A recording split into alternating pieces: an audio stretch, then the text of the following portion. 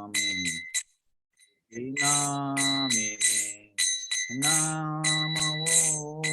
विष्णुपदाय कृष्णपृष्ठाय भूतले श्रीमति भक्ति वेदांत स्वामी इति नामिने।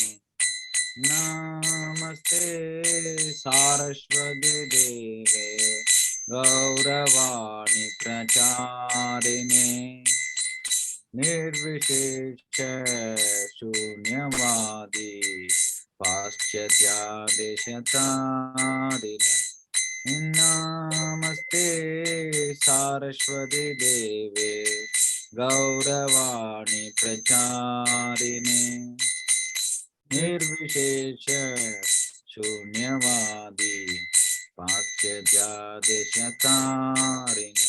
जय श्री कृष्ण चैतन्य प्रभु नित्यानंद श्री अद्वैता गदाधर श्रीवासादि गौर भक्तवृंद। जय श्री कृष्ण चैतन्य प्रभु नित्यानंद श्री अद्वैता गदाधर श्रीवासादि गौर भक्तवृंद। हरे कृष्णा कृष्ण कृष्ण हरे हरे, हरे राम राम राम हरे हरे, हरे कृष्णा कृष्ण कृष्ण हरे हरे, हरे राम राम राम हरे हरे, हरे कृष्णा कृष्ण कृष्ण हरे हरे, हरे राम राम राम हरे हरे, हरे कृष्णा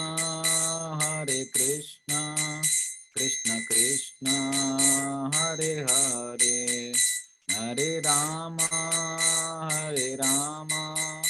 राम राम हरे हरे, हरे कृष्णा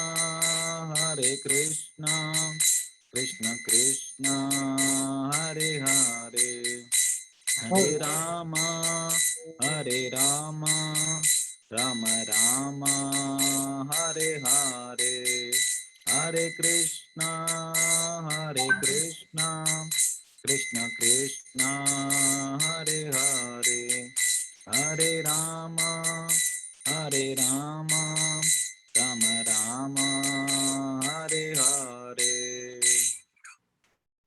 जय राधा माधवा कुंज बिहारी, जय राधा माधवा कुंज बिहारी, गोपी जन वल्लभा गिरिवरधारी, गोपी जन वल्लभा गिरिवरधारी,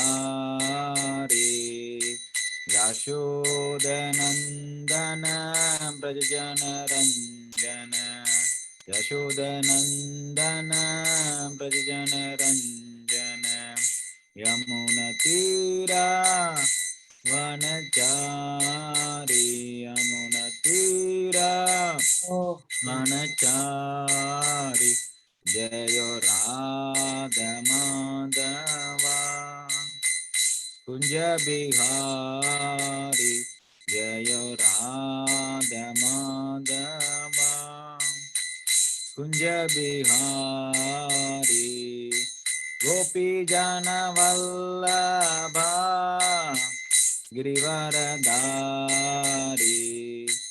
गोपी जन वल्लभा गिरिवरधारी,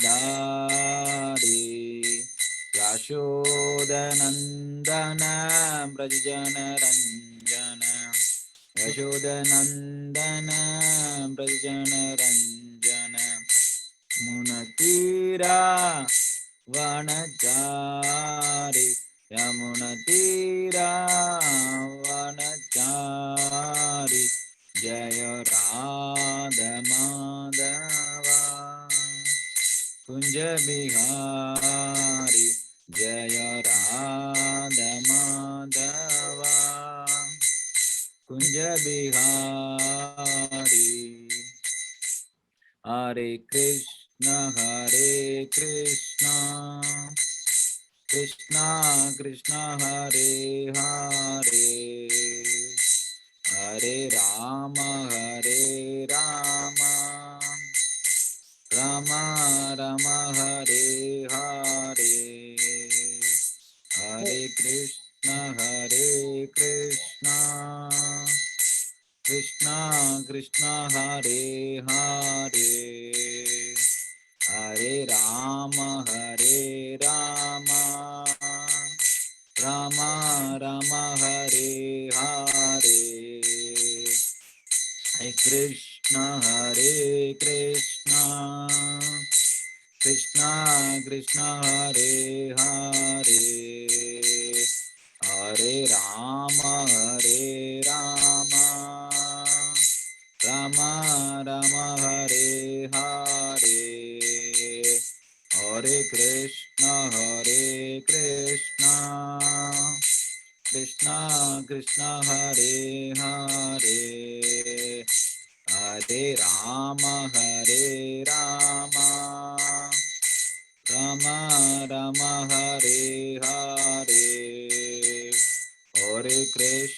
हरे कृष्ण कृष्ण कृष्ण हरे हरे हरे राम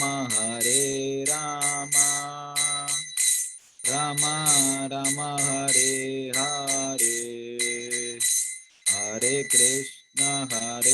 कृष्ण कृष्ण कृष्ण हरे हरे हरे राम राम राम हरे हरे जय गौरनिताय जय गौरनिताय जय गौरनिताय जय गौरनिताय जय गौरनिताय जय गौरनिताय जय गौरनिताय जय गौरनिताय जय प्रभुपदा जय प्रभुपदा जय प्रभुपदा जय प्रभुपदा जय प्रभुपदा जय प्रभुपदा जय प्रभुपदा जय प्रभुपदा जय गुरुदेवा जय गुरुदेवा जय गुरुदेवा जय गुरुदेवा जय गुरुदेवा जय गुरुदेवा जय गुरुदेवा जय गुरुदेवा जय गौर हरि बोल नित्य गौर हरि बोल नित्य गौर हरि बोल नित्य गौर हरि बोल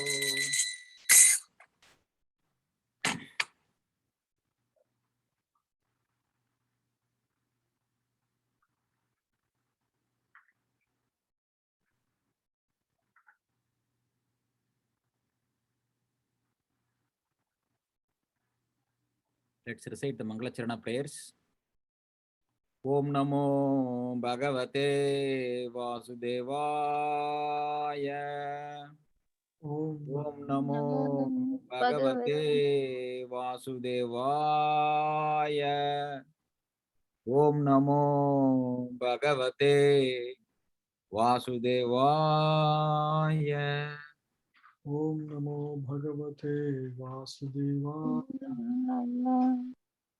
नारायणं नमस्कृत्य नरं चैव नरोत्तमं देवीं सरस्वतीं व्यासं ततो जयमुदिरेत् नष्टप्रायेषु अभद्रेषु नित्यं भागवत सेवया भगवती उत्तमश्लोके भक्तिर्भवति नैष्टिकी कृष्णाय वासुदेवाय देवकी नन्दनाय च नन्दगोपकुमाराय गोविन्दाय नमो नमः।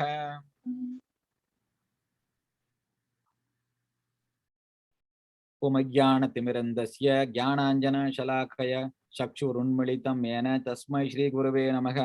श्रीचैतन्यमनोभीष्टं स्थापितं येन भूतले स्वयं रूपा कदा मह्यं ददाति स्वपदान्तिकम्।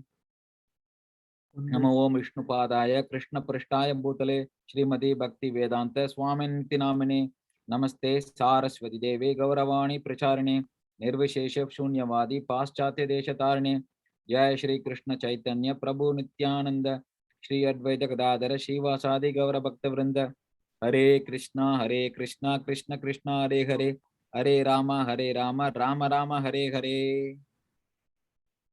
हरे Krishna.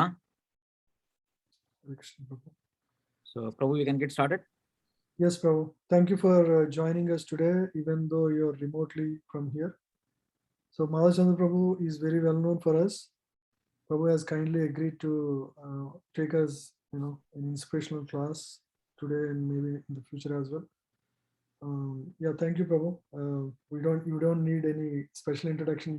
Everybody knows you very well, and everybody is already connected to you here. Yeah, please go ahead, Prabhu. I'll not take more time. Thank you. Hare Krishna, Guruji. Thank you, Brajkripa Prabhu. Thank you for the opportunity to study and share Bhagavatam. Actually, whatever I'm reading is actually for my own purification. And actually, devotees are a lot more advanced than me there in Seattle. So, but by just trying to read and share, maybe the devotees will give some blessings for me so that I can progress in my devotional service. Hare Krishna. No, actually, I'm genuinely saying, and because I see in this trip of Seattle, I know all the devotees are advancing very nicely in their spiritual life. Their sadhana is very coming good, very very nicely. They're all doing, and this is Srimad Bhagavatam. Is non different than Krishna himself. By trying to study and trying to recite and trying to understand, it's beneficial for all, even the advanced devotees like devotees in Seattle. When they hear, they feel very happy that a conditioned soul like me is reciting, and then they give the blessings. So that's the idea. So anyway, so we'll get started. So we all know, what Srimad Bhagavatam is. Bhagavatam is Amalam Puranam. So Mahaprabhu said, Bhagavatam is the spotless Purana. What do you mean by spotless? Is all the other Vedic scriptures having faults or spots? What does it mean? It means that, that all the other Vedic literatures might have some tinge of the three modes, or some literatures to an extent, right? Some literatures to an extent will have predominantly a particular mode dominating.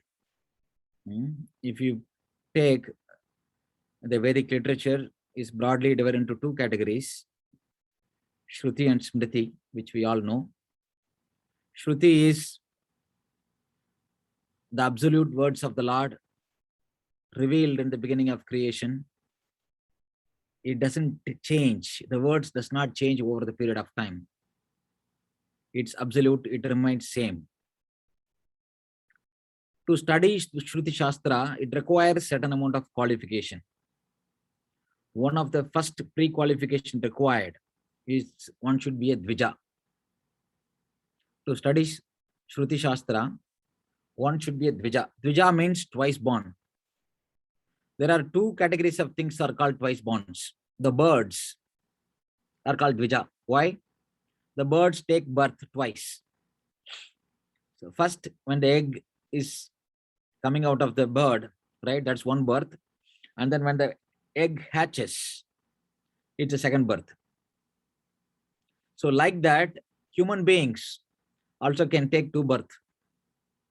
The first birth is, we all know, when we take birth from the mother's womb. And then second birth is that one actually is going through a purificatory ceremony. After going through all the purificatory ceremony, one actually goes through this samskar called Upanayana samskar. That means that person is ready to take student life. That child is ready to take student life. So until one goes through this Upanayana samskar, right? This Upanayana samskar is considered to be the second birth. So until one goes through this samskar, right, he cannot study Shruti Shastra. So even before that Upanayana samskar, there is so many of other samskars, Garbhadana samskar. Before even conceiving the child, the father and mother has to prepare. And then when the child is in the womb, various other samskar like Simanda samskar and many other samskaras are there.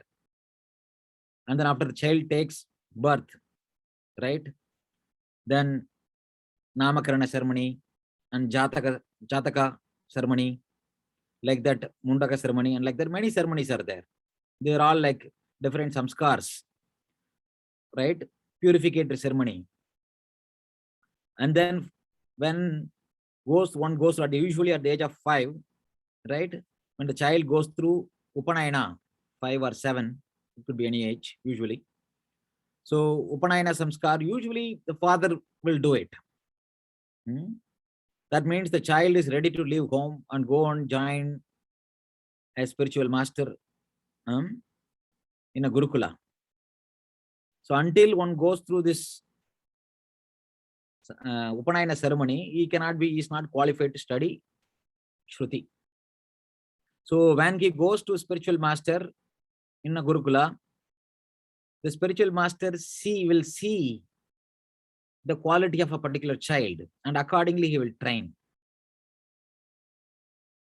different aspects of the Shruti Shastra. Of course, we know the Shruti Shastra, it's all in 4 books.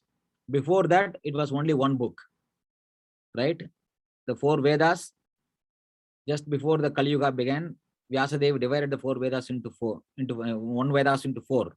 The one Veda is called Yajurveda. That's the only Veda. All the Vedic literature were on this one canon.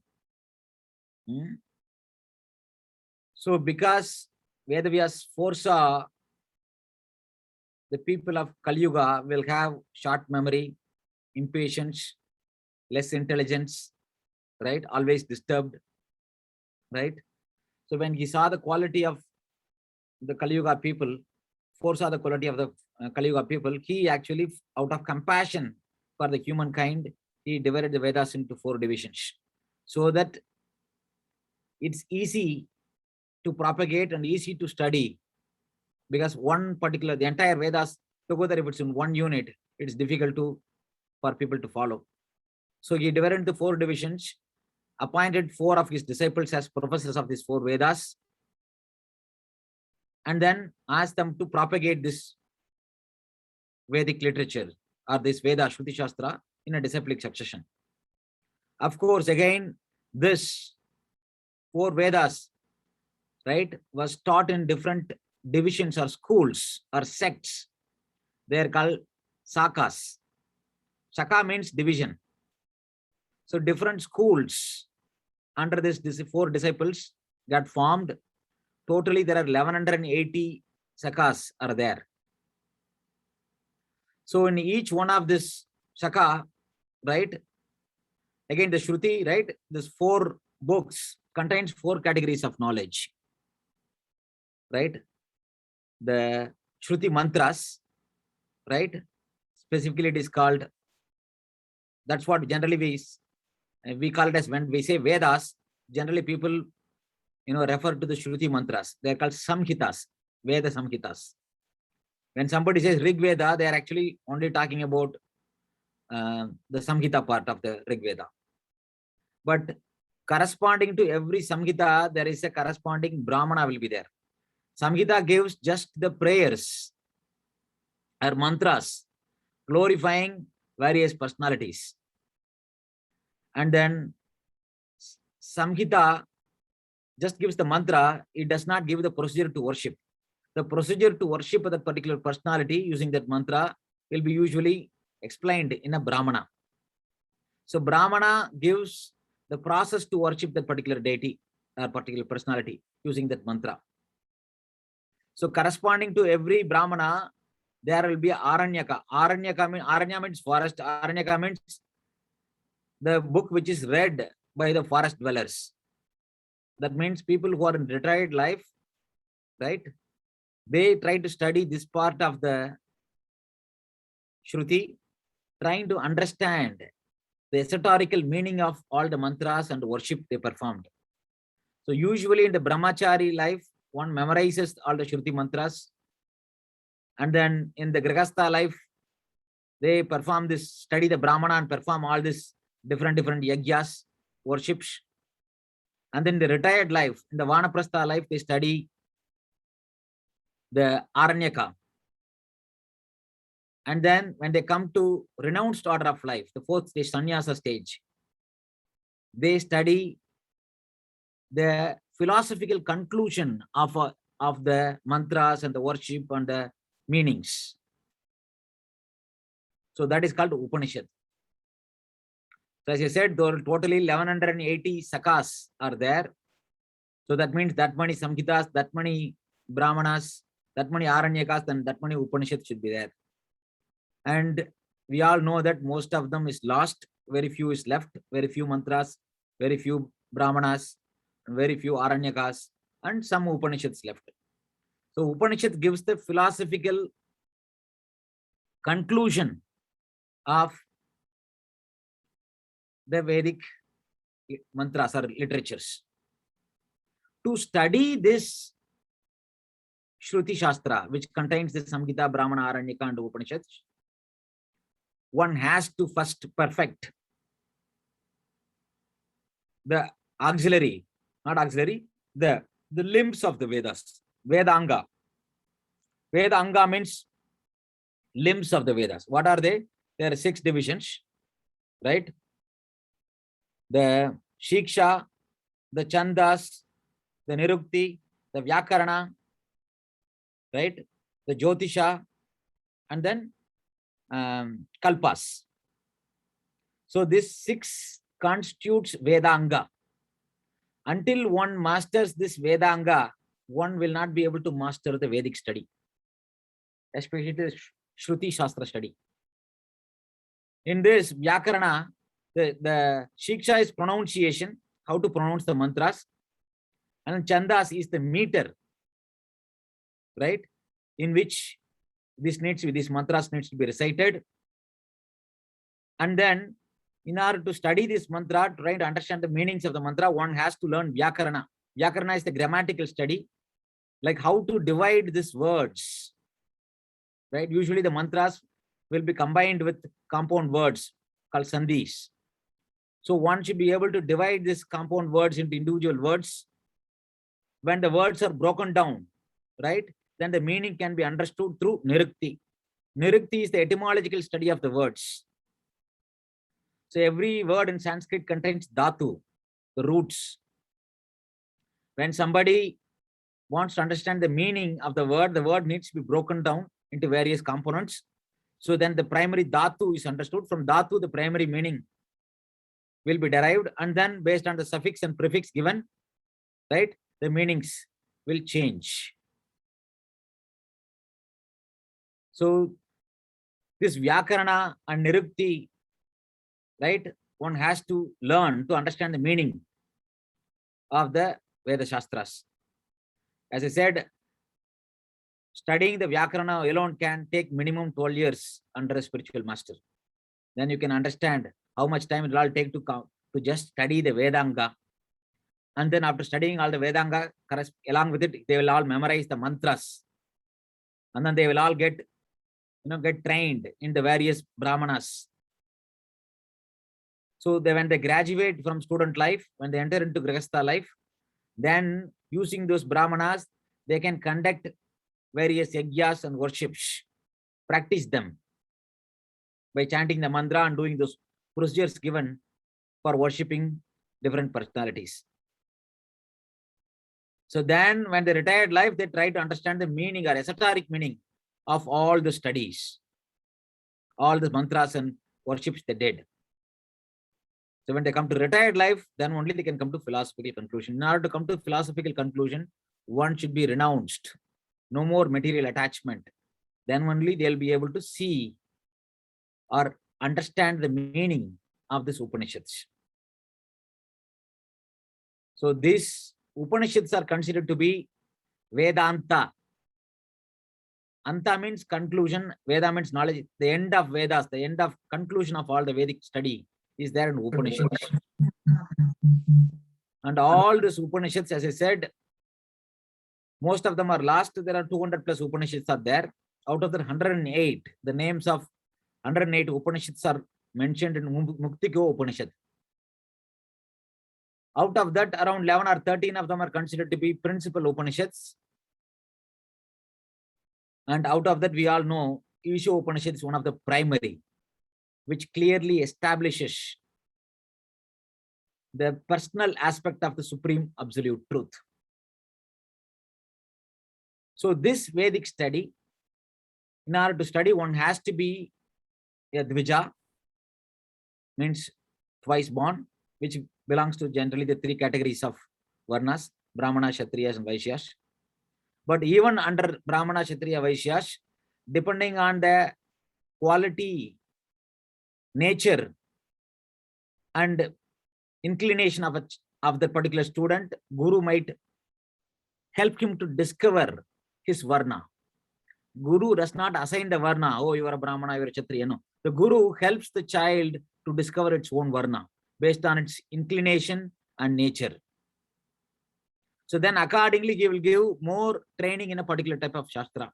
Only people who are qualified as Brahmana, one who develops Brahmanical qualification, they will be allowed to study the deeper parts of the Vedas, and they only can conduct all the yajnas, and they only can actually teach the Vedas to others. So now that pretty much disqualifies majority of the people. So Vedavyas did not want to deprive these people. So hence, he compiled from the same source of the Vedic literature, the one source of the Vedas, whatever, after dividing these 4 divisions, whatever is left, he compiled them as Puranas and Idihasas for the benefit of other sections of the humankind. Right? The other kinds means the relatives for the Dvijas, especially the Brahmanas and Kshatriyas, and then some Vaishyas, Shudras, right? And all the other people who are do not actually qualify as Brahmana. So for that benefit, he compiled the same principle, taught the same principles as Smriti Shastra. Smriti means what is remembered. So based on the historical account,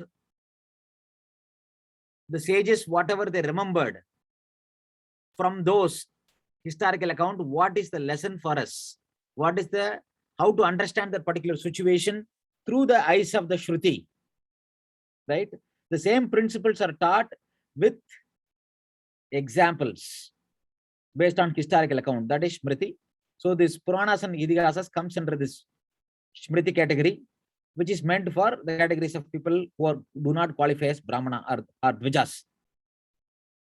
So after compiling all this Vedavyas, right, the summary of the entire Vedic teachings in small aphorisms, around 550 aphorisms, 55 aphorisms, he compiled. Aphorism means like sutra, as Vedanta Sutra. Vedanta means conclusion of knowledge. Sutras, which gives the conclusion of all this knowledge in small aphorisms, around 555 or 560, depending on which version of the book you have. So this Vedanta Sutra is meant for super intellectuals because they are aphorisms. They are like just the hooks on which the teacher can expand the teachings of the Vedas. Just by making one particular mantra, one particular sutra, right?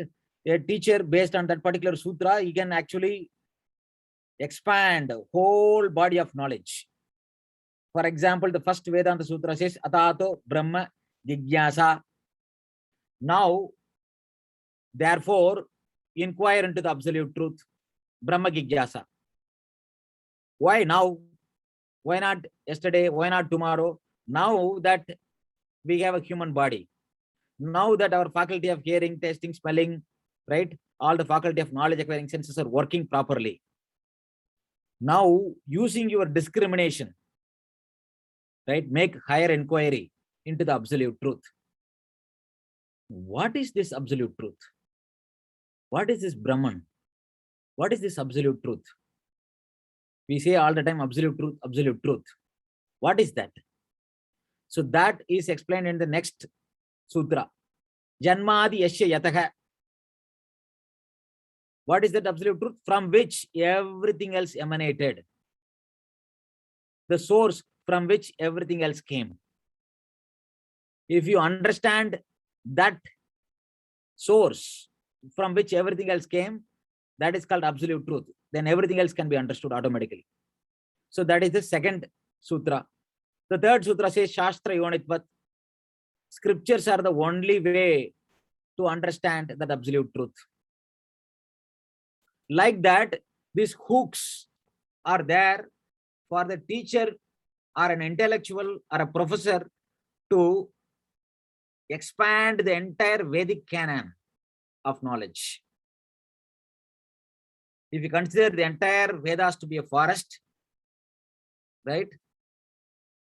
The purpose of the forest is to give fruit. The Upanishads are considered to be the unripened fruit. And then various parts of the mantras and brahmanas and aranyakas are different twigs, leaves, right? And then the four divisions or four Vedas are different branches of this, Vedic tree or Vedic forest. So the fruit, when it is unripened, it is not consumable. It's not tasty. It is not palatable. In order to consume this Vedic fruit, one should have enough qualification, enough digestive power. That's what one has to develop Brahmanical qualities. So because not everybody is capable of, right, Vedavyas compiled the Smriti Shastras for the welfare of rest of the humankind. So that the Puranas and Idihasas, we all know that there are 18 Puranas and then 2 Idihasas. Again, the Puranas are divided into 3 modes. The Puranas are not into 3 modes. The category of students, based on where that student might be situated, in which mode he might be situated, a particular type of Purana is compiled for that person to inspire that person in a particular way. So if the student is in a predominantly in Tamo Guna, for those people, they're Tamasika Purana, because the teachings in those Tamasika Purana will inspire them.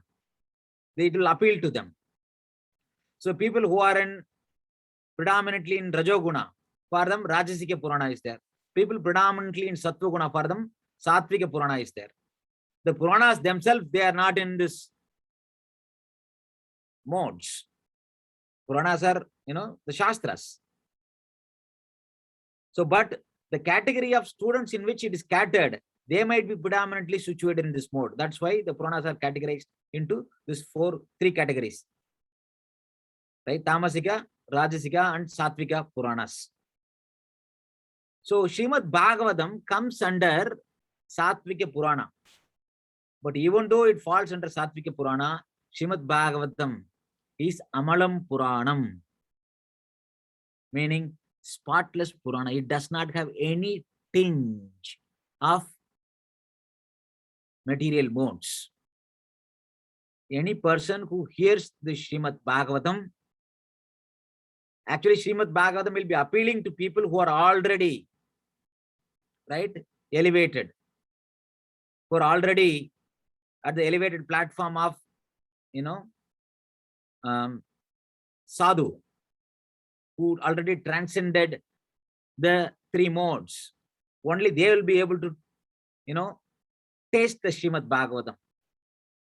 Now, what about others?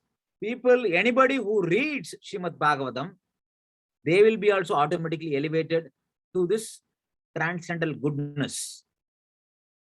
Right? It rises above the three modes.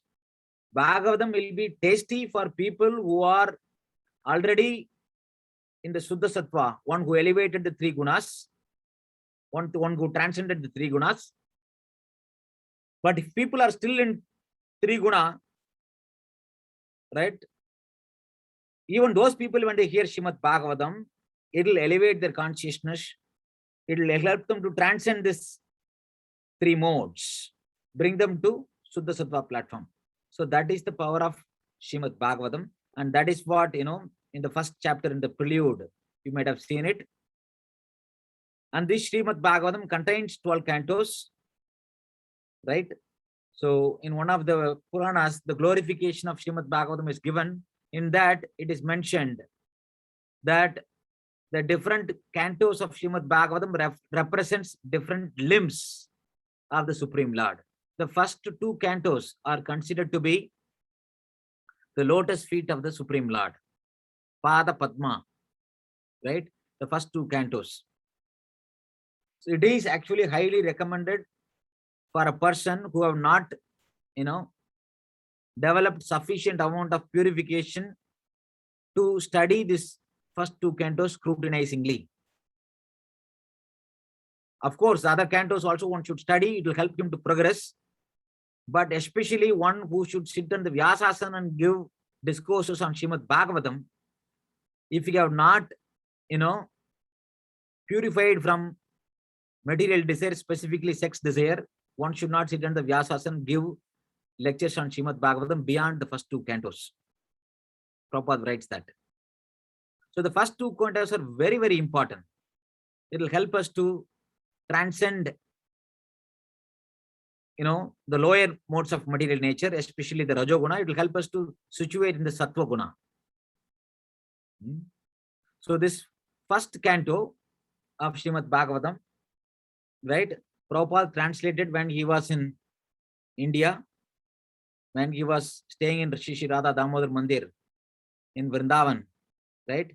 This is the first work, magnum opus work of Prabhupada Bhagavatam, started with the first canto translation from India, Vrindavana. Under the auspicious blessings and guidance of Rupa Goswami, Prabhupada compiled the first canto of Srimad, translated the first canto of Srimad Bhagavatam into English with purports. He actually published as 3 volumes. So with these 3 volumes of book, only Prabhupada came to America. Yeah, he had 2 trunks of, Srimad Bhagavatam, first canto, 3 volumes. And Prabhupada said, when somebody asked, when Prabhupada went to Mayapur before leaving India, at that time, one Pujari asked Prabhupada, Swami Maharaj, you are going to America? Prabhupada said, no, I am not going to America. Srimad Bhagavatam is going to America. I am going as a servant of Srimad Bhagavatam. That is the consciousness Prabhupada had when he had coming to America. He was, very well convinced that if somebody can understand the teachings of Bhagavatam, the mission of his Sri Guru can be established all over the world. So armed with this first canto of Srimad Bhagavatam, Prabhupada actually sailed all the way to America in 1965. So the lotus feet of Krishna, the first 2 cantos we are studying. This first canto contains 3 parts. The first part is Suta Goswami's answer to 6 questions of the sages of Naimisharanya.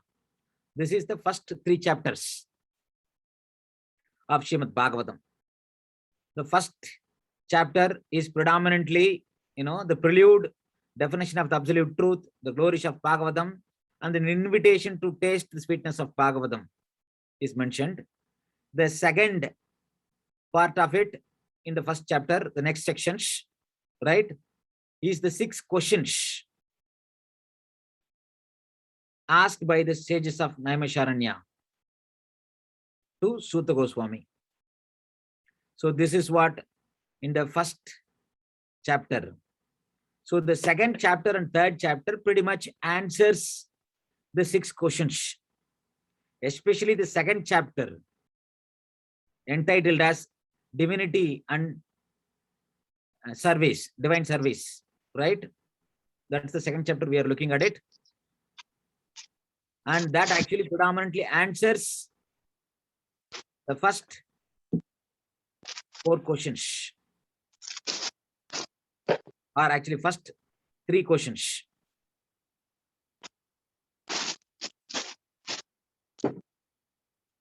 So that's what we are looking at it. And then the second part of it, the part B of Srimad Bhagavatam is history of Srimad Bhagavatam, which is from the 4th chapter till 7th chapter. Beginning of 7th chapter, the history of Srimad Bhagavatam, how Srimad Bhagavatam was compiled by Vedavyas under the direction of Narada Muni. The history of Srimad Bhagavatam is there. The third part, part C, is Parikshit Maharaj's birth and activities and how he met Sukadeva Goswami.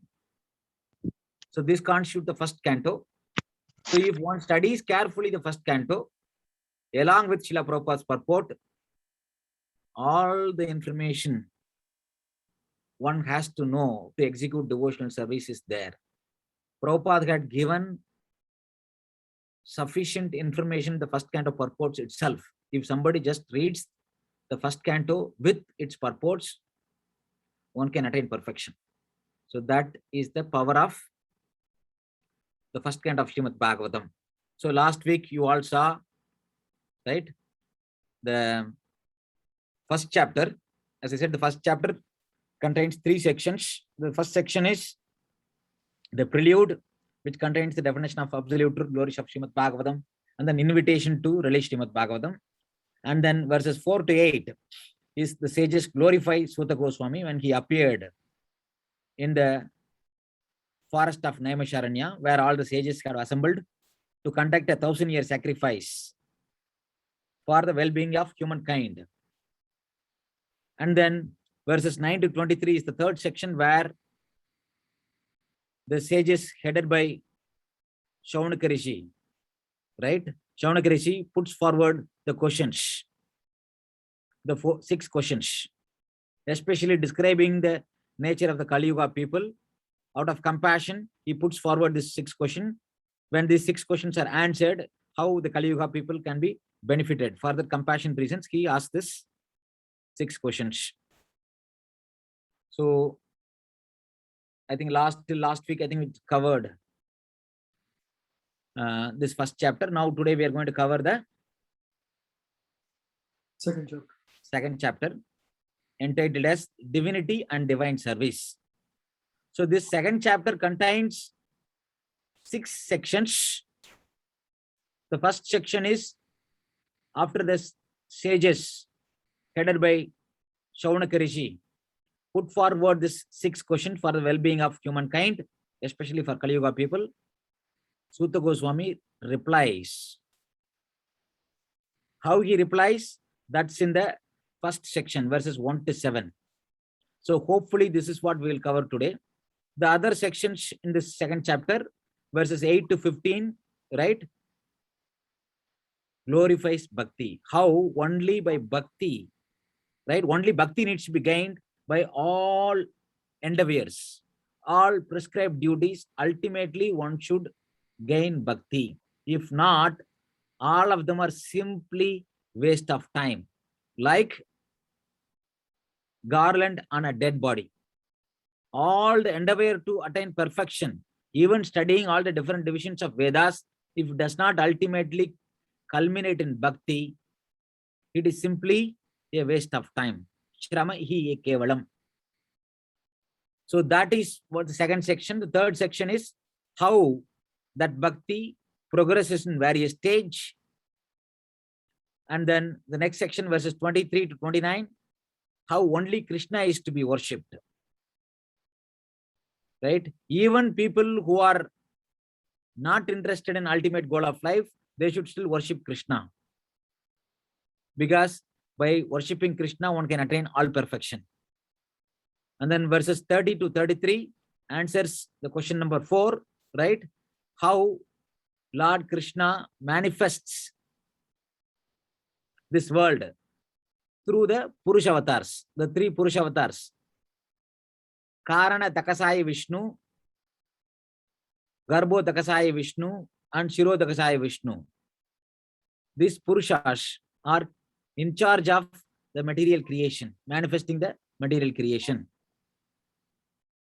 And then verse 34, right, is the answer to question number 3, right? Why Lord Krishna appeared in the womb of Mother Devaki. So these are the different sections of the 2nd chapter. So the first section, right, is Suta Goswami's reply. How he replies? First, he offers obeisances to his spiritual master, glorifies his spiritual master, and then offer obeisances to Vyasadeva and all the other great personalities. And then he glorifies actually the sages' questions. He actually appreciates the question. Whenever somebody asks a good question, right, we should reciprocate to them that how this question is a very good question. And then verses 6 and 7 actually answers to question number 1 and 2. Any of you remember question number 1 and 2? What is question number 1? You can unmute and speak.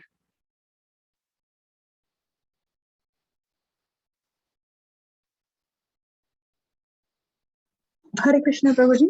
Hare Krishna, Mataji. What is the ultimate good for the people in general? That's the first question. Yes, that is the first question. Very good, very good. What is ultimately good for people in general, right? So that's the first question. So anybody else want to answer what is the second question?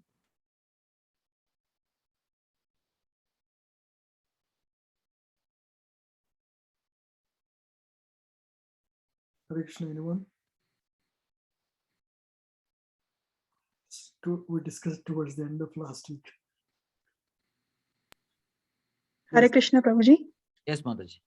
What is the essence of all the scriptures? What is the essence of all scriptures? Right? So these two questions actually they are related. The first question is telling what is ultimately good for people, right? And then how that ultimate goodness, by following which process one can attain. So that's these two questions. They are related questions. The answers to both the questions are actually only one. What is that? Bhakti. Bhakti is the one which is ultimately good for all people, and bhakti is the process through which one can attain this ultimate good. The means and the ends are same. That is bhakti. And that is what in the verses number 6 and 7 covers. So now let's go to Veda base and then try to recite this verse and then read the meanings. Hare Krishna. Vyasa uvacha idi samprashna samhrishto vipranam rau magarshanahi pradipujya vachastesham pravaktum upachakrame. Word by word meaning. Vyasa uvacha, Vyasa said, iti, thus, samprashna, perfect inquiries. Samkrishtaha, perfectly satisfied. Vipranam, of the sages there. Romharshanihi, the son of Romaharshana, namely Ugra Shrava. Pratipujya, after thanking them. Vachaha, words, tesham, there. pravaktum, to reply to them. Upachakrame, attempted. Translation and purport by His Divine Grace A.C. Bhaktivedanta Swami Srila Prabhupada. Ugrashrava, Suta Goswami, the son of Romaharshana, being fully satisfied by the perfect questions of the Brahmanas, thanked them and thus attempted to reply. Purport.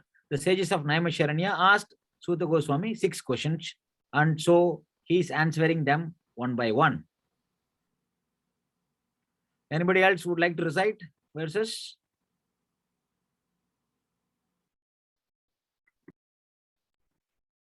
Hare Krishna Prabhuji, Dhanavad Pranam. Yeah, Dhanavad Mataji. You can recite this in a Brahma Samhita meter, I think.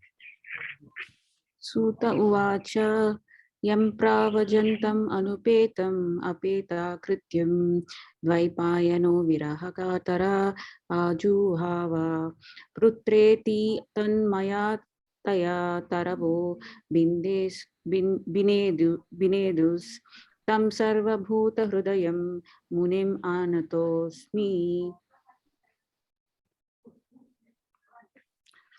You can read also word by word meaning and translation and purport also. Yeah. Suta Goswami Uvacha said, Yam who pravarjantam, while going away for the renounced order of life, anupetam, without being reformed by the sacred thread, apeta, not undergoing ceremonies, krityam, prescribed duties, dvaipayanaha, vyasadeva, viraha, separation, kataraha, being afraid of, ajuhava, exclaimed, putra iti, O my son, tat mayataya, being absorbed in that way, taravaha, all the trees, abhinedhu, responded, tam, unto him, sarva, all, bhuta, living entities, hrudayam, heart, munim, sage, anatahasmi, offer obeisances.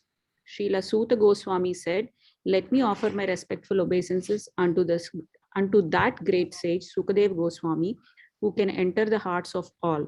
When he went away to take up the renounced order of life, sannyasa, leaving home without undergoing reformation by the sacred thread or the ceremonies observed by the higher, his father, Vyasadeva, fearing separation from him, cried out, O my son, indeed, only the trees which were absorbed in the same feelings of separation echoed in response to the bereaved father.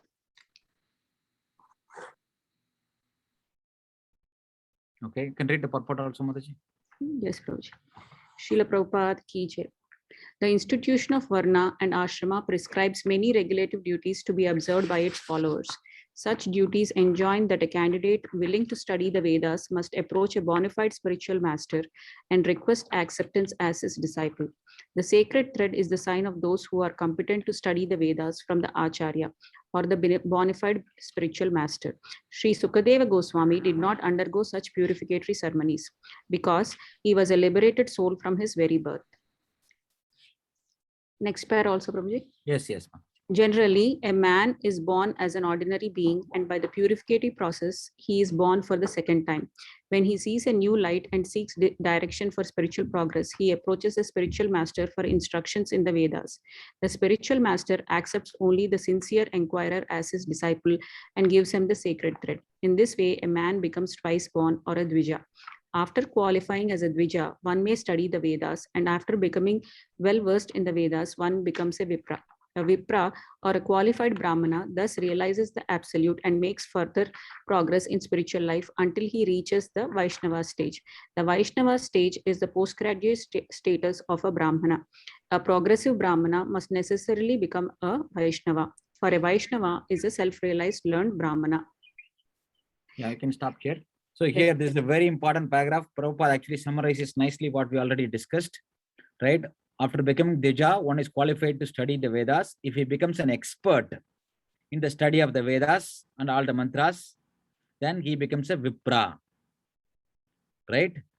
And then an advanced stage of Vipra means one who comes to make inquiry into the absolute truth.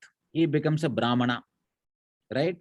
It is mentioned, right? Janmana jayate Shudraha. By birth, everybody is Shudra. Samskaret Baba Dvijaha. By performance of various purificatory ceremony, one becomes Dvija, twice born. Veda Padet ida Vipraha means by study of Vedas, one becomes Vipra. Then Brahma Janati iti Brahmanaha. By making inquiry into the absolute truth, one becomes a Brahmana. So Vipra and Brahmana, sometimes they are used interchangeably. Vipra means he is expert in Vedas. He knows how to conduct various rituals. He knows various mantras and everything. Right? Basically, he is a qualified Brahmana to conduct various yagyas and then various sacrifices and whatnot. But Brahmana means not only that. Brahmana means he has to make further progress in spiritual life by making inquiry into what is that absolute truth. One who constantly inquire about Brahman is called a Brahmana. Brahma Janati iti Brahmanaha. When he constantly makes inquiry, ultimately, what is that absolute truth? Brahman. Ultimately, when he realizes it is Bhagavan, he becomes a Vaishnava. The Vaishnava stage is the postgraduate status of a Brahmana. A progressive Brahmana must necessarily become a Vaishnava. For a Vaishnava is a self-realized, learned Brahmana. That is what Prabhupada had given very nice definitions right here. Who is a Dvija? Who is a Vipra? Who is a Brahmana? Who is a Vaishnava? Right? So these are all very important things to know. Continue, Mataji, the third paragraph. Srila Sukadeva Goswami was a Vaishnava from the beginning. Therefore, there was no need for him to undergo all the processes of the Varnashrama institution. Ultimately, the aim of Varnashrama Dharma is to turn a crude man into a pure devotee of the Lord or a Vaishnava. Anyone, therefore, who becomes a Vaishnava, accepted by the first-class Vaishnava or Uttamadhikari Vaishnava, is already considered a Brahmana, regardless of his birth or past deeds. Sri Chaitanya Mahaprabhu accepted this principle and recognized Srila Haridas Thakura as the Acharya of the holy name, although Thakura Haridasa appeared in a Mohammedan family. In conclusion, Srila Sukadeva Goswami was born a Vaishnava and therefore Brahmanism was included in him. He did not have to undergo any ceremonies. Any low-born person, be he a Kirata, Huna, Andhra, Pulinda, Pulakasa, Abhira, Sumbha, Yavana, Kasa, or even lower, can be delivered to the highest transcendental position by the mercy of Vaishnavas. Srila Sukadeva Goswami was the spiritual master of Sri Suta Goswami, who therefore offers his respectful obeisances unto Srila Sukadeva Goswami before he begins his answers to the questions of the sages at Naimisharanya. Thank you, Mataji. So here Prabhupada again further elaborating the purpose of Varnashrama institution is to elevate human beings from whatever status of life he might be, elevate them to come up to the level of Brahmana, so that when he is situated in the Sattva Guna predominantly, then he can make inquiry into Brahman, and then by making inquiry into Brahman, one can ultimately graduate as a Vaishnava. So this is the purpose of Varnashrama institution, right? It converts a crude man into a pure devotee of the Lord, if somebody follow the process carefully and systematically. But the same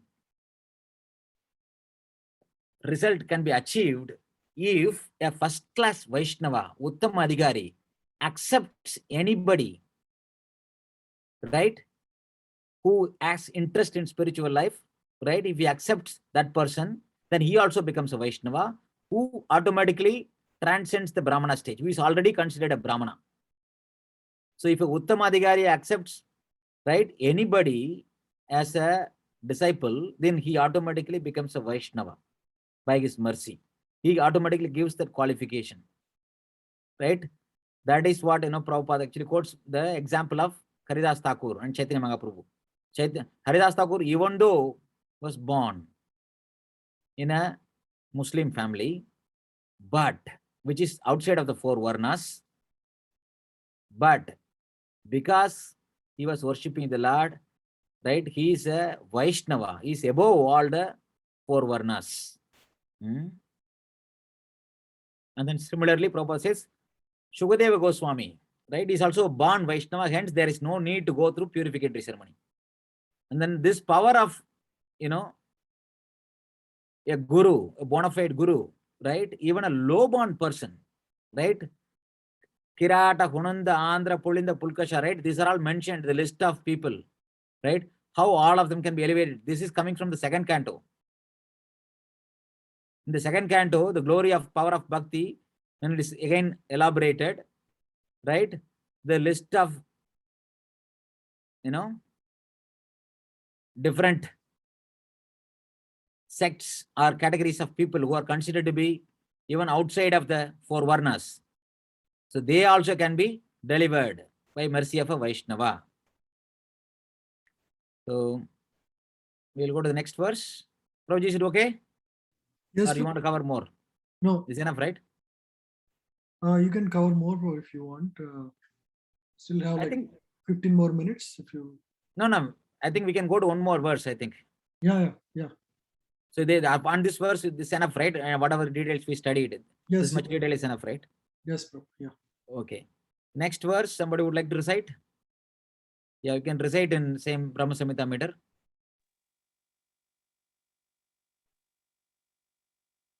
यक्ष्वानुभावम् अखिलश्रुतिसारमेकम् आध्यात्मदीपम् अतितीर्षतां तमोन्धम् संसारिणां करुणायाः पुराणगुह्यम् तं व्याससूनुम् उपयामि गुरुं मुनीनाम्.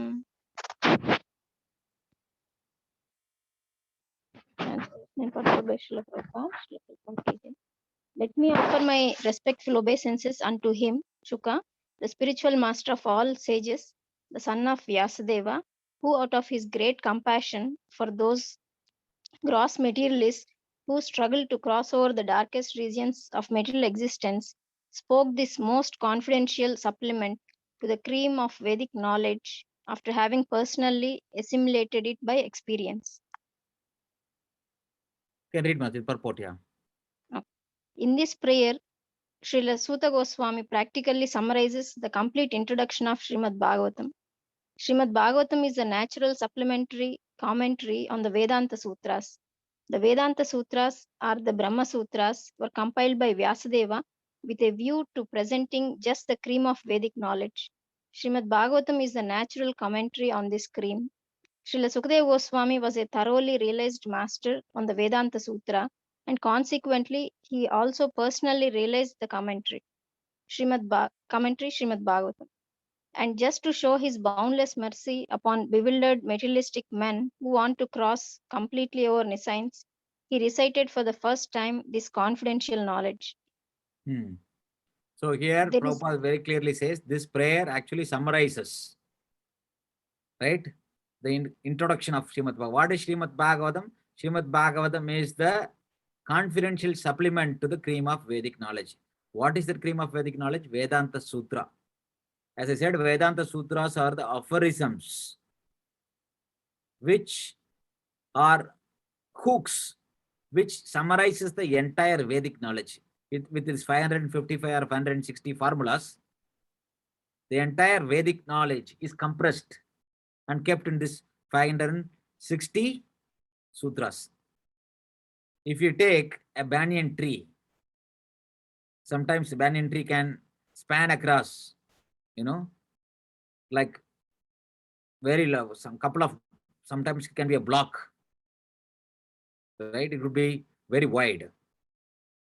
So that entire banyan tree is present inside a banyan tree seed. Banyan tree seed looks like a same size as the mustard seed size. In that mustard seed size seed from the banyan tree contains the entire potency of the entire banyan tree is present. If somebody takes that seed, plants it, waters it, and nurtures it, eventually the entire banyan tree will manifest. Similarly, Vedavyas compressed the entire Vedic forest or Vedic tree, right, into this 560 sutras or seeds. If somebody takes it, plants it, nurtures it, you will get the entire Vedic knowledge. So Srimad Bhagavatam is the commentary to that Vedanta Sutra. That means if you read Srimad Bhagavatam, automatically you will understand what all the Vedanta Sutra is teaching. So that is a very special position. Who is the person who can give this Vedanta Sutra commentary? Vedavyas and Sukadeva. Vedavyas taught this to Sukadeva Goswami. And then Sukadeva Goswami is already a thoroughly realized master on the Vedanta Sutra. Even in his mother's womb, he was already realized. Right? So that Sukadeva Goswami later studied Srimad Bhagavatam from his father, Vedavyas. And that Sukadeva Goswami now, after whatever he learned from his father, for the welfare of humankind, he spoke the Srimad Bhagavatam to Parikshit Maharaj for the benefit of entire humanity. Next paragraph, Mataji, you can read, continue. There is no point in arguing that a materialistic man can be happy. No materialistic creature, be he the great Brahma or an insignificant ant, can be happy. Everyone tries to make a permanent plan for happiness, but Mataji, can you everyone stop here? Once again. Yeah. So if you see, every line of purport, Prabhupada, what he is writing, right, is nothing but either direct quote of Vedic scriptures or paraphrasing of those Vedic scriptures or Acharya's commentaries. Nothing is Prabhupada's, personal opinion or agenda. So this, no materialistic creature, either Brahma or insignificant, can be happy. Where is this reference coming from? Any of you can tell which verse this is pointing to?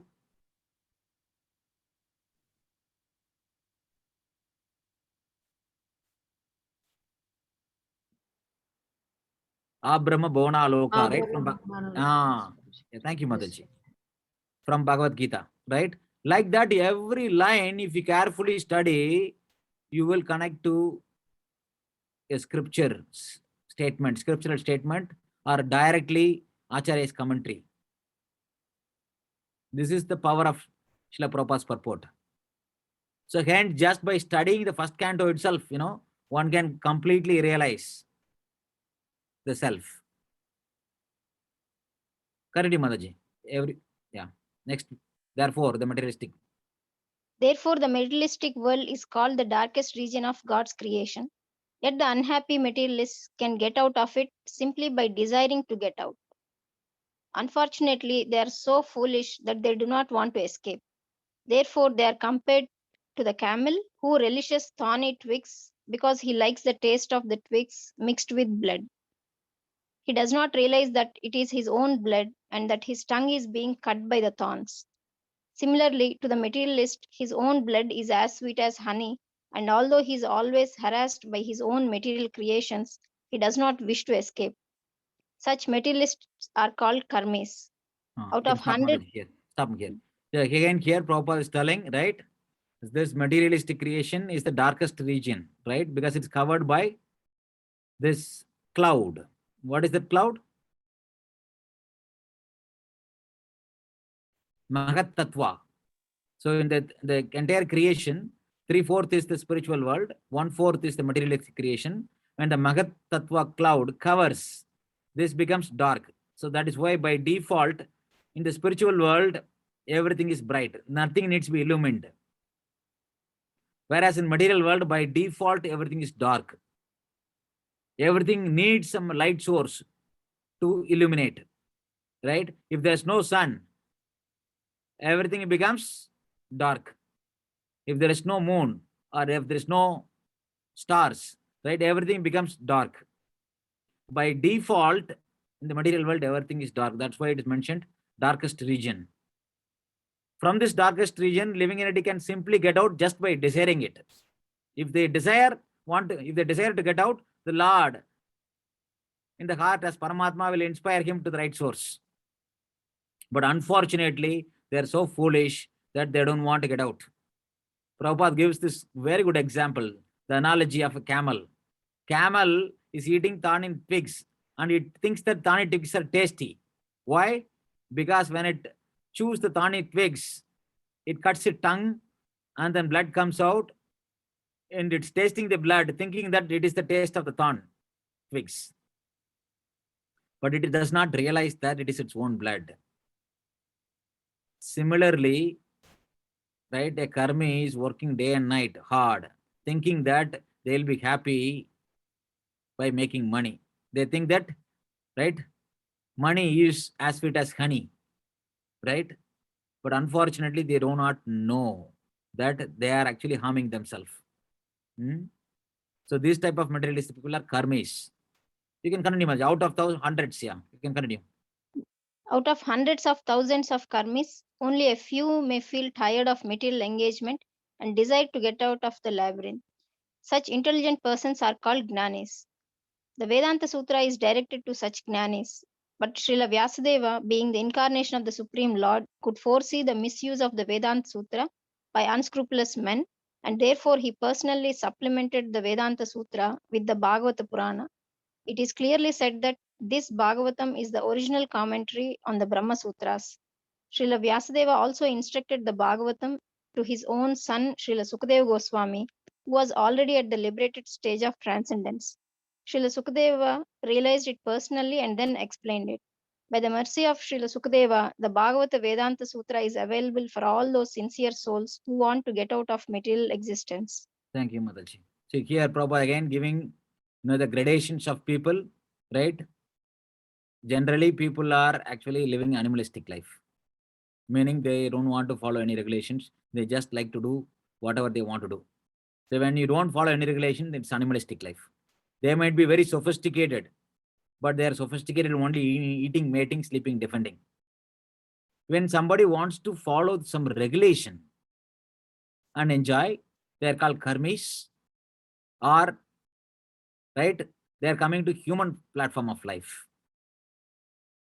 So then those karmis, right, when they realize and they're following some rules, because they have a tendency to follow some rules, they always try to work under the guidance of a Brahmana, right? Because of the association of a Brahmana, and that Brahmana being a Vaishnava, he can elevate that person's consciousness. Then gradually he will engage in yoga, karma yoga, and then then graduate from karma yoga to jnana yoga, then dhyana yoga, then finally one can come to bhakti yoga. So here Prabhupada is giving this jnanis. The Vedanta Sutra is directed towards such jnanis who are seeking for the absolute truth. So jnanis are the one, when they perform sufficient amount of karma yoga, especially when they come to Nishkama Karma Yoga stage, that means they continue to do their prescribed duty by being not attached to the fruits. What will they do to the fruits when they do the work? They'll simply give away.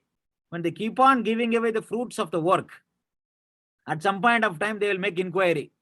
Why am I doing all these things? Who is the beneficiary of all the fruits I'm giving up? When they start making inquiries like that, who is the beneficiary of all the fruits of the work I'm doing? Then they are becoming jnanis. They graduate from karma yoga to jnana yoga. So Vedanta Sutra is directed towards such jnanis. What is the jnani do? Jnanis start searching who is the beneficiary, right? They think there are two types of beneficiary, the soul and super soul, right? They start looking for it. Where is the soul? What is this cause of life, right? When they start searching, when they analyze the matter, they reject, oh, this is not the soul, or this is not the super soul. Like that, they start rejecting. Na iti, not this. Na iti, not this. Neti, neti, right? They keep on rejecting. That is how they try to analyze. This is what jnanis do. So the Vedanta Sutra is a systematic philosophy built to direct such jnanis towards the supreme absolute truth. But unfortunately, right, the unscrupulous, right, people, they are actually misusing this Vedanta Sutra. They're saying that Vedanta Sutra is directing us towards impersonalism. No. Vedas, what he did, so that these cheaters can be stopped. That is why he wrote Srimad Bhagavatam as a natural commentary to Srimad Bhagavatam. So by mercy of Shukadeva Goswami, that Bhagavata Vedanta Sutra is available for everybody. And by mercy of Prabhupada, it is available in English with word by word meaning, translation, and purport. And they continue. Next paragraph. Srimad Bhagavatam is the one unrivaled commentary on Vedanta Sutra. Sripad Shankaracharya intentionally did not touch it because he knew that the natural commentary would be difficult for him to surpass. He wrote his Sartraka Bhashya Shariraka and his so-called followers deprecated the Bhagavatam as some new presentation. One should not be misled by such propaganda directed against the Bhagavatam by the Mayavada school. From this introductory shloka, the beginning student should know that Srimad Bhagavatam is the only transcendental literature meant for those who are Paramahamsas and completely freed from the material disease called malice. The Mayavadis are envious of the personality of Godhead, despite Sripad Shankaracharya's admission that Narayana, the personality of Godhead, is above the material creation. The envious Mayavadi cannot have access to the Bhagavatam, but those who are really anxious to get out of this material existence may take shelter of this Bhagavatam because it is uttered by the liberated Srila Sukadeva Goswami. It is a transcendental torchlight by which one can see perfectly the transcendental absolute truth realized as Brahman, Paramatma, and Bhagavan. Thank you, Mataji. So here Prabhupada actually gives further elaboration, right? The only bona fide commentary on the Vedanta Sutra is always Srimad Bhagavatam. That is the reason in our school, Gaudiya Vaishnava school, there was no commentary written on Vedanta Sutra because Mahaprabhu accepted Srimad Bhagavatam is the original natural commentary on Vedanta Sutra. But Shankaracharya, who is Shankaracharya, is Lord Shiva, incarnation of Lord Shiva, who appeared in this material world with a specific task. Do you know what the task is given by the Lord to Shankaracharya? Any of you remember? What is the purpose of Lord Shiva descending as Shankaracharya in the material world?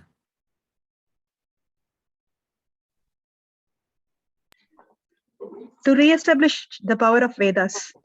Yes, to re-establish the authority of Vedic scripture. Why he has to do it? Because earlier people were following Buddhism. Because earlier Buddha rejected the Vedas. Yes. Then why did Buddha rejected the Vedas? In the People name would of be Vedas, there animals. was a lot of animals.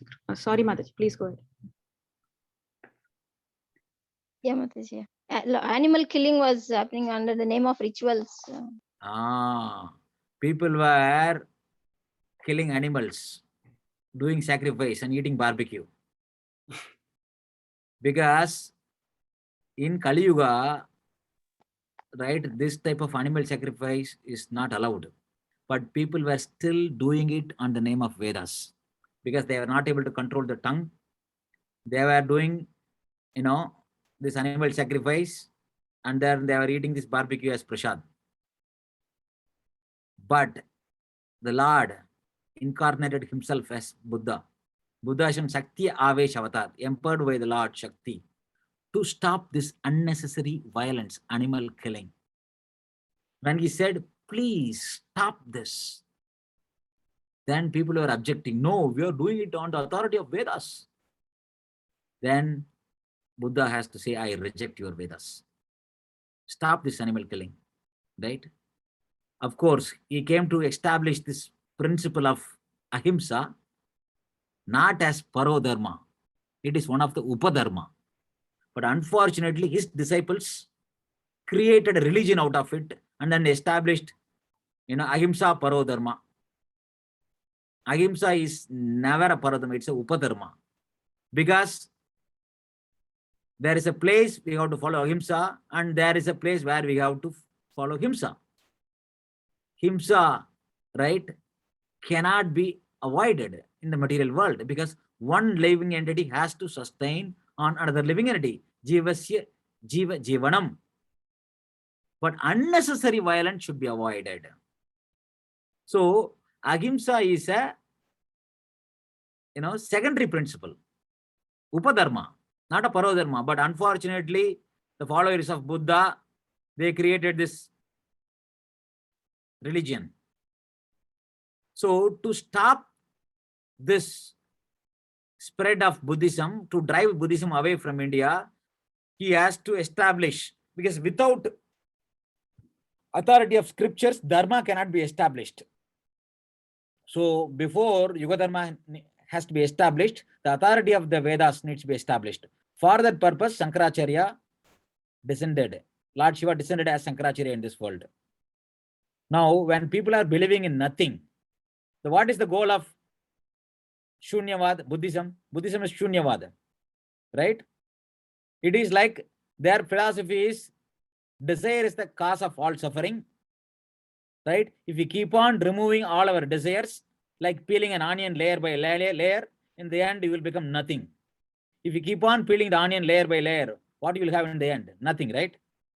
Like that, if you keep on removing all your desires, in the end, you will become nothing. And that's the goal of life. You become zero. So when people are believing in nothing, how can you come and establish Vedas?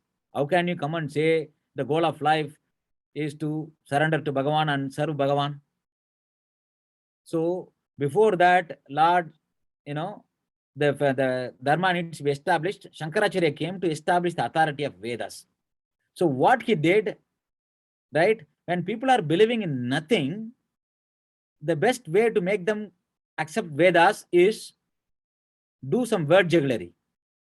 He told, instead of you become nothing, why don't you become everything? Instead of becoming zero, why don't you become infinite? So that looked very appealing to these people. Then he said, I am not saying it. This is what Vedas are telling. And then he took certain portion of the Vedas, which is called Abheda Shruti, or which talks about the oneness of the living entity with the Supreme Lord. And he took those things and did the word jugglery to make people believe in Vedas. Actually, he did not propagate Mayavada. He was trying to only establish the authority of Vedas. Later, his disciples, went, much more further. And then they had actually, established this Mayavada, saying that, not only we are that one, actually Lord itself is a material conception. There is Brahman. If you superimpose on top of Brahman, you get two principles, Jiva and Ishvara. Both of them are material products. So that's to that extent Mayavada school went. Actually, Shankaracharya personally is a, devotee, right? Bhajagovindam, Bhajagovindam, Bhajagovindam Mutamate, right? He had written so many realizations through his prayers.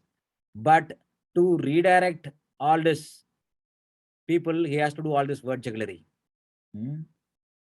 So Bhagavatam he did not touch because he knew that Bhagavatam he cannot defeat, right? That's why Prabhupada says intentionally he did not touch. But because of that, right, this Mayavada school people say, no, Bhagavatam is a later creation.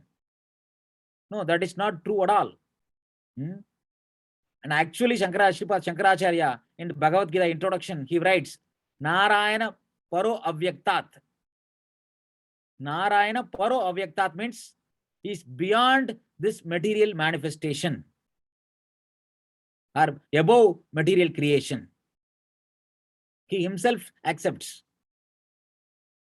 So, but the envious, the followers of Shankaracharya, then, they do all kind of things to say that Bhagavatam is a later creation of a person called Opadeva and things like that. That is not true at all. Bhagavatam is eternal principle.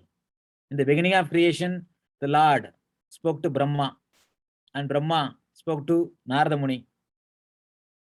And Narada Muni is the one who instructed on Srimad Bhagavatam, which we will see in the later chapters, like chapter 4 to 7. We will see the history of Srimad Bhagavatam. In that it is there. So Bhagavatam is eternal knowledge. It is not just created, but it was compiled most recently by Vedavyas 5,000 years ago, by teaching it to Shukadeva Goswami, and Shukadeva Goswami recited for the well-being of all. By studying this Bhagavatam, that absolute truth, right, can be realized very clearly. Right? All the levels of absolute truth can be understood. Brahman, Paramatma, and Bhagavan. How Bhagavan is the advanced or final word in realizing the absolute truth. That's what Bhagavatam teaches. So that is what Vedanta Sutra also teaches. If somebody systematically studies the Vedanta Sutra, automatically one will surrender to Bhagavan and engage in devotional service. So should we stop here, or we can continue one more or two more verses? I think some devotees have like Questions? evening classes. Maybe we can take some questions for now. Okay. Like they have Sunday school. In like Okay. Then we will stop here. So any comments, questions at this time?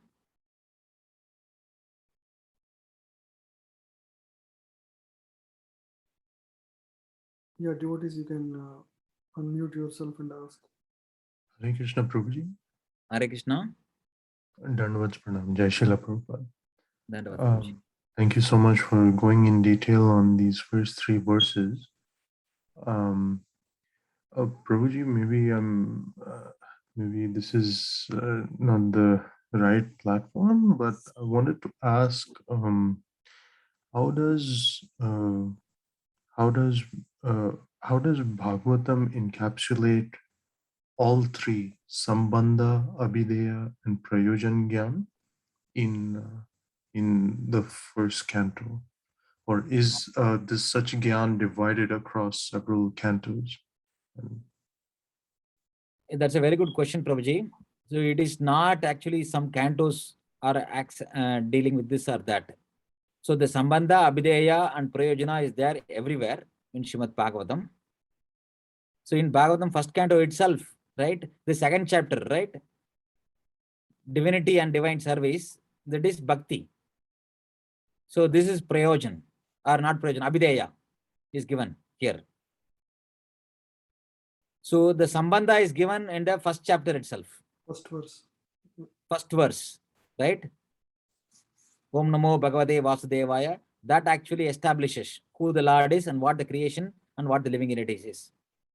Sambandha is basically the knowledge of the Supreme Lord, the living entity, and the creation, and the connection, the relationship among these three. And then Prayojana is, Abhideya is how to realize this truth, the process to realize that relationship. That is Abhideya. When we realize that relationship, what happens? It culminates in Prema. That is Prayojan. So if we read the second chapter alone, actually second chapter alone gives all the three. Yeah.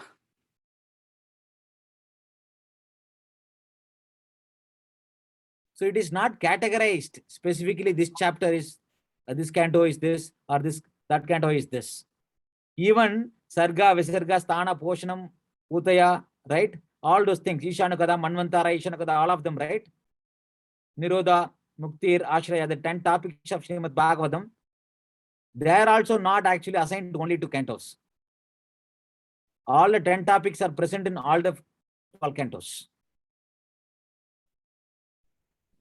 But Acharyas also say predominantly the third and fourth canto deals with Sarga and Visarga, like that.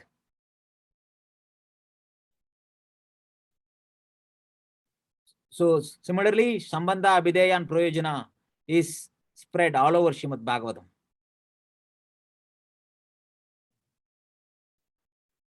Is it all right? Thank you so much, Prabhuji. Because a neophyte like me thinks that, oh, I'm still in the first canto, so this is primarily Sambandha Gyan. and the 5 chapters of Ras Leela in 10th canto. That's the Prayojan Gyan, and I must get to that. Otherwise, I'm missing something. So thank you. Thank you, Prabhuji. So the details of the Prayojana will be there, predominantly elaborated probably in the 10th canto. But the Prayojana is mentioned in the first canto itself. Especially if you read Srimad Bhagavatam purport, right, you will understand the Prayojana also. Prabhupada had given sufficient information in the first canto itself. That's why I said the purports has to be read. Yes, Prabhuji. Thank you. We are not recommending that people should stay with only first canto. The point is, Prabhupada had done all the hard work. Just by reading Srimad Bhagavatam first canto, along with his purports, people can come up to that level. That's the idea. But it is not that we should stop. Prabhupada actually translated the rest of the work. Prabhupada wants us to progress further, you know.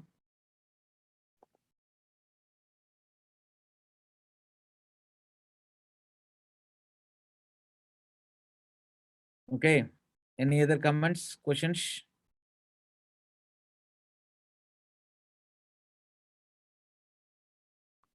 Reflections? So, Prabhu, just a question on Mayavada.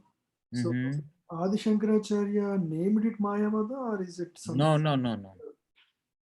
What He is didn't say Mayavada. Mayavada is like later the term was coined. But basically he was telling, right, he has to attract people, right, to accept the authority of Vedas. He has to do this word jugglery. So his theory is that, right, the Maya becomes a very important factor. Avidya is an important factor in his theory or in his philosophy. So that is why it's called Mayavada. Because there is Brahman is there, and then when Brahman is covered by Avidya is Maya, then comes the byproduct, Jiva and Ishvara. that Saguna Brahman, Nirguna? Saguna Brahman, Nirguna Brahman, right? Hmm. So Saguna Brahman is what Bhagavan is, Ishvara, they say. Mhm. But, right, the reason is he is doing it because for people to accept the authority of Vedas. But later Ramanacharya defeats, right, with 7 different points, right? But Mayavada systematically, is Shankaracharya's focused philosophy. on, One of the thing is that what is the locus standi of avidya? Where does this avidya come from? Source. What is the source? Because Brahman is Sachidana Vigraha, it's full of knowledge. Then how can avidya can come from Brahman? And if Brahman and avidya, both of them are parallelly coexisting, there is not only one, there are 2. Yeah, that defeats the original philosophy. Yes, like that.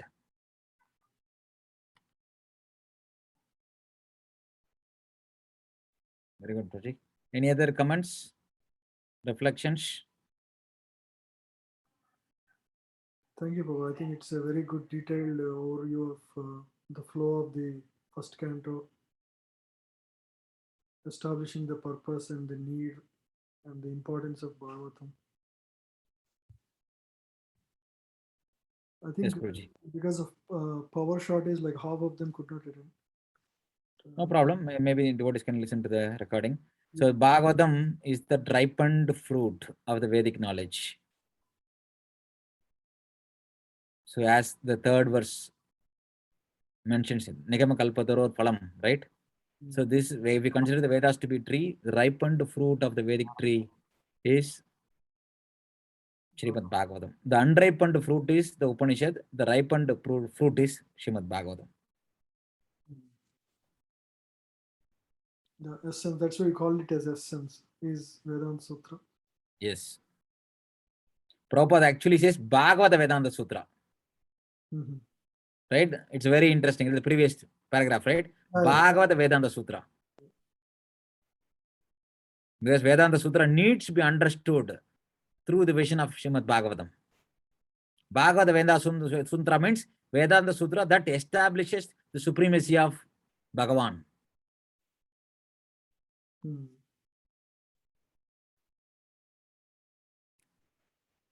Okay, so here also this study guide is there. I think if you're using Bhagavata Subodhini, Prabhu highlights the important points. Yeah, we use this, Prabhu. We are referencing this. Yeah.